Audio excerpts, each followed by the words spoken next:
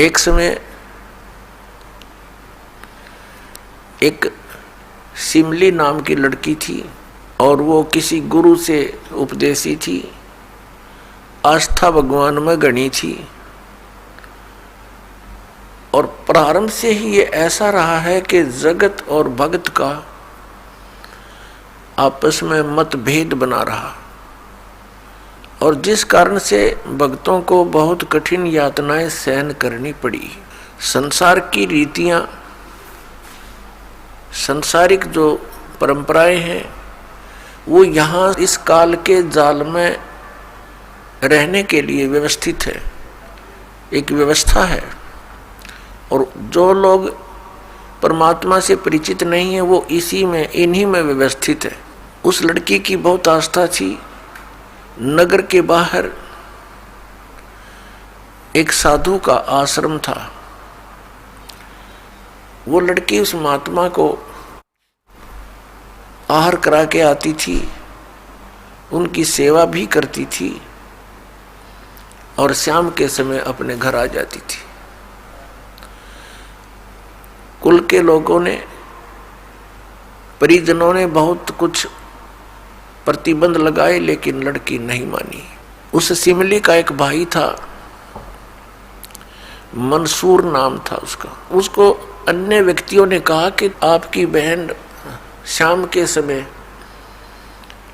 और गैर टाइम को वक्त जाती है संत के आश्रम में।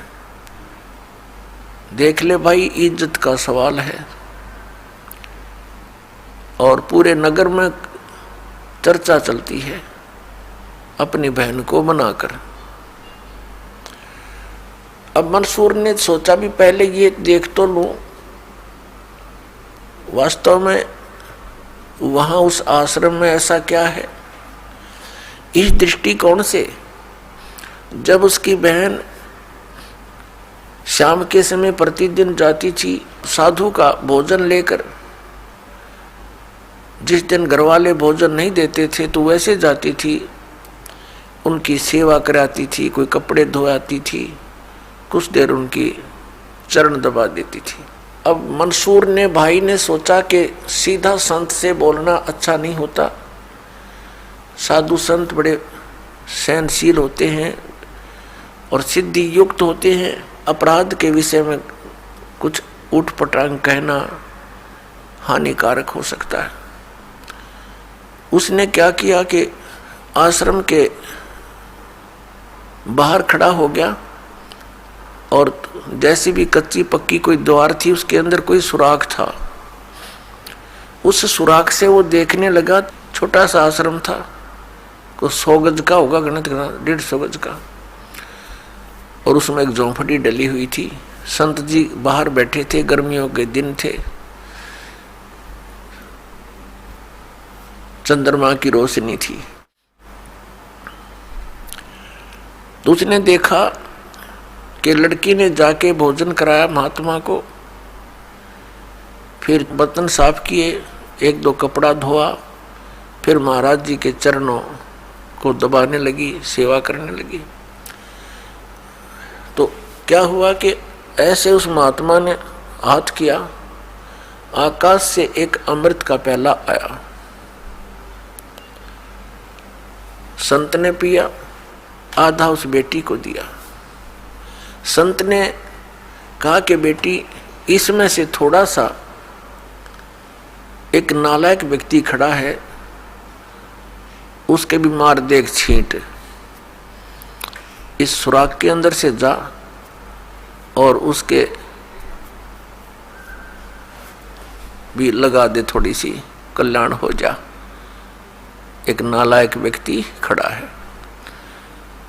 अब उसने जाकर के, लड़की ने आदेश पालन करना था, उस सुराख में ऐसे कर दिया। उसने देखा कौन है, कैसे है, तो उसके भी जीभ पर वो थोड़ा सा अमृत की छींट लगी। एकदम उसके हृदय में एक विशेष प्रेरणा हुई कि मैं बहुत पापी हूं, मैं नीच हूं, और ऐसे पाक साफ महापुरुष के विषय में मेरे मन में दोष आया। रोता हुआ आश्रम के अंदर प्रवेश हुआ और कहा, महाराज मुझ पापी का भी उद्धार हो सकता है। मैंने आपके बारे में बहुत गलत सोचा। उस संत ने कहा, बेटा जब तक बोध नहीं होता, ज्ञान नहीं होता, तब तक प्राणी के ऐसे अपराध अक्षमा करने योग्य होते हैं। और बेटा कोई जानबूझ कर करोगे, दीक्षा उपदेश लेने के बाद आपके मन में ऐसा संत के गुरु के प्रति दोष आता है तो फिर आप पाप के भारी बन जाओगे। काफी देर सत्संग सुनाया। प्रतिदिन वो भक्त अपनी बहन के साथ दिल्ली आने लग गया। खूब सत्संग सुना, दोनों बहन भाई मिलकर सेवा करते थे। फिर क्या हुआ कि उसके हृदय में एक ऐसी प्रेरणा हुई, अनल हक। उस संत ने उसको एक मंत्र दे दिया, अनल हक, कि इसका जाप किया कर। अपने आत्माओं पिछले पुण्यकर्मी प्राणी ही परमात्मा की खोज में लगते हैं।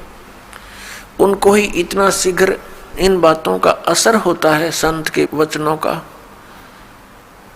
तो महान पुण्यात्माओं में से एक था मंसूर, और संत की कृपा से उसके पिछले पुण्य स्टार्ट हो जाते हैं, उदय हो जाते हैं, और वो प्रेरित होकर के वो भक्ति प्रारंभ कर देता है। जैसे एक फॉर एग्जाम्पल, जैसे कोई कटोरी में घी डाल रखा है, उसमें एक ज्योति भी रखी है, और वो ज्योति जला रखी थी, बुझ गई, घी भी है उसके अंदर, बनी बनाई बाती भी उपलब्ध है। एक सीख लगाने की आवश्यकता है, वो जग जाएगी। तो जितने भी पुण्यकर्मी प्राणी हैं, जो भी साधु संत महापुरुषों के प्रवचन सुनते हैं, किसी भी संत के, चाहे उसने भक्ति मार्ग का कति ज्ञान नहीं, लेकिन भगवान की महिमा तो वो भी सुना ही देते हैं। तो उससे क्या होता है कि वह ज्योत जग जाती है। अब वह ज्योत तक जगगी, जब तक पूर्व जन्म का उसके अंदर घी है यानी पुण्य है, तो जगेगी, प्रेरणा बनी रहेगी भगवान के पाने की। यदि आगे उसमें विधि घी उसके पास नहीं है डालने के लिए, तो वो ज्योति भी जल जाएगी और घी भी समाप्त हो जाएगा, और सारा कटोरा व कटोरी काली हो जाएगी। तो पुण्यात्मा उस अनल हक मंत्र के गुरु जी ने दे दिया, जो मंत्र देना था उसको। अनल हक का अर्थ होता है अहम ब्रह्मास्मि, मैं ही ब्रह्म हूं, मैं ही परमात्मा हूं, अनल हक। हालांकि ये कोई मंत्र वंत्र नहीं था, लेकिन उस मंसूर के अंदर वो पूर्व जन्म का घी और ज्योति रह रही थी, वह जगेगी। अब उस मंत्र से भविष्य में तो कोई लाभ उसको होना नहीं था, क्योंकि वो चार्जर ठीक नहीं था। पूर्व जन्म की बैटरी से उसमें इतना प्रभाव था, इतने पुण्यों से, कि उसने अनल हक कहना शुरू कर दिया कि मैं ही परमात्मा हूँ। अब भोली आत्माओं पुण्यात्माओं को जैसा भी गुरु ज्ञान देता है, वो तो दृढ़ होते हैं। गुरु जी ने 2 दूना 6 कह दिया तो वो 6 ही बोलते रहेंगे। घर वाला कहेगा, कोई उसको बताना चाहेगा, वो नहीं मानेगा, कहता नहीं मेरे गुरु जी ने ऐसे ही बोला। तो अबोध बच्चे ऐसे ही होते हैं। इस बात का ज्ञान पूरे मुसलमान धर्म में हुआ, क्योंकि वो मुसलमान धर्म से संबंधित था, और मुसलमान धर्म ये मानता है कि जीव ब्रह्म नहीं हो सकता। वैसे तो जीव ब्रह्म हो ही नहीं सकता, ये तो अंडरस्टूड है। जीव तो ब्रह्म है ही नहीं, ब्रह्म अलग है, जीव अलग है। ब्रह्म मीन भगवान, जो जीव का भी उत्पत्ति करता है। लेकिन मुसलमान धर्म ये मानते हैं कि पृथ्वी पर परमात्मा नहीं आ सकता। वह तो 7वें आसमान में रहता है, 7वें स्वर्ग में। और कोई ये कहता है कि पृथ्वी पर परमात्मा है, वो दंड का अधिकारी है, वो भ्रमित कर रहा है, मुसलमान धर्म के विधान को बिगाड़ रहा है। इस कारण से मंसूर को बहुत बार समझाया, राजा तक बात गई, बहुत कुछ कहा लेकिन नहीं माना, अनलहक करता रहा। उसको कहा कि तू ऐसा मत बोल। अब साधु को तो कोई बोल नहीं सका था कि वो क्या मंत्र दे रहा है, लेकिन पब्लिक के अंदर जब बात आ जाती है तो वो अपना पूरा जोर शोर से विरोध करते हैं। अब क्या हुआ कि वो नहीं माना तो उसको चौराहे पर खड़ा कर दिया, बांध दिया उसको चौराहे पर। और फिर क्या कहा कि या तो तू अनलहक कहना छोड़ दे, नहीं तो तेरे पत्थर मारेंगे। उसने फिर कहा अनलहक, क्योंकि वो तो मदमस्त हो गया था, अलमस्त हो गया था। ऐसी सतीथि पूर्वजनों के पुण्यों से होती है,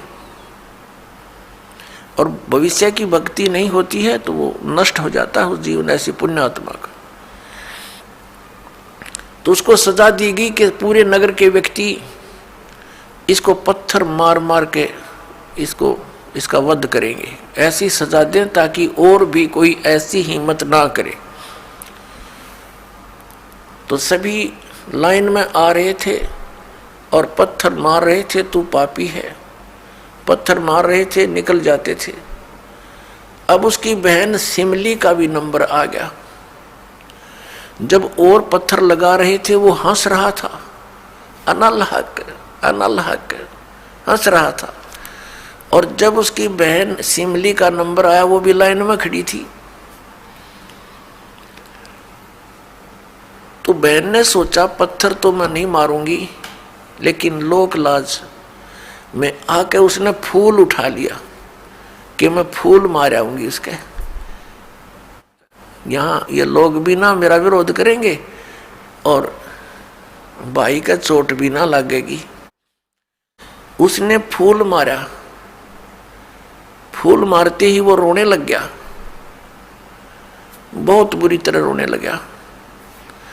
तब सिमली ने कहा कि भाई लोग तेरे पत्थर मार रहे थे, उनके पत्थरों से नहीं रो रहा था और तू मेरे फूलते रोने लग गया। अरे ये कोई चोट थोड़ी लगी तुझे? उसने कहा सिमली ये तो अनजान थे, इनका मुझे दुख नहीं था, तू तो परिचित थी मैं किसके ऊपर फिदा हो रहा हूं। और तेरा हाथ कैसे हो गया नालायक मेरी तरफ? तूने भगवान की तरफ हाथ कर दिया। मैं भगवान के लिए डिवोटेड हूं और तूने क्या समझा फिर ज्ञान को? न्यू रो रहा हूं, तेरा जीवन बर्बाद हो गया, तूने ज्ञान समझा नहीं बहन। तेरे फूल का मुझे इसलिए दर्द हुआ, तू तो परिचित थी इस बात में। उसके बाद नहीं मरा वो पत्थरों से, कहने लगा या तो कहना छोड़ दे अनलहक, नहीं तेरा हाथ काटेंगे। उसने कहा अनलहक, हाथ काट दिया। फिर कहा दूसरा हाथ काटेंगे या बंद कर दे, अनलहक। तेरी गर्दन काटेंगे, बंद कर दे, अनलहक, काट दिया। अब उसको गाड़ा नहीं, मुसलमान धर्म में नीचे दफनाते हैं जमीन में, उसको सवा कर दिया काफिर समझकर कि काफिर जलाए जाते हैं, उनकी सोच है। और उस राख को जल में फेंक दिया कि इसका नामो निशान मिट जा, दरिया में। कहते हैं वो राख भी, ऐस भी, वो बबूत भी अनलहक अनलहक अनलहक करती जा रही है। और 1000 मंसूर बनकर गलियों में घूम रहे हैं। सबने दरवाजे बंद कर लिए, टट्टी पेशाब निकल गया, लोगों का घबरा गया, ये क्या हो गया? भगवान का भगत था, ऐसा हो कर दिया इसके साथ। तो पुण्यात्माओं, अब ये ज्ञान है, तत्व ज्ञान है, इसको बहुत गहराई से समझना है। इससे कई कंसेप्ट क्लियर होंगे।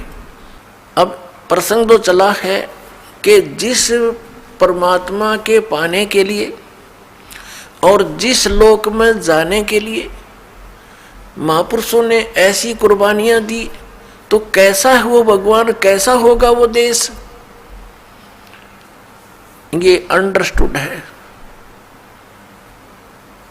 दूसरी बात ये है इसके अंदर कि कोई ये सोचे कि अनलहक मंत्र से उसमें या शक्ति आ गई थी, नहीं। उस अनलहक मंत्र के जाप करने वाला पूरा गांव था, नगर था, आसपास के और भी बहुत लोग थे जो वैसे उपदेशी थे, आसपास के बहुत से उनके शिष्य थे। लेकिन वो गुप्त रखते थे, सामने किसी को बताते नहीं थे, लोक लाज के कारण। तो कहने का भाव ये है कि उस एक मंसूर के अंदर ये क्यों काम कर गया और सिमली में नहीं कराया उसने। ये पिछले पुण्य से होते हैं पूर्ण हंस मुराद, ये पूर्व जन्म के संस्कार थे, उस मंत्र का इसमें कोई योगदान नहीं था।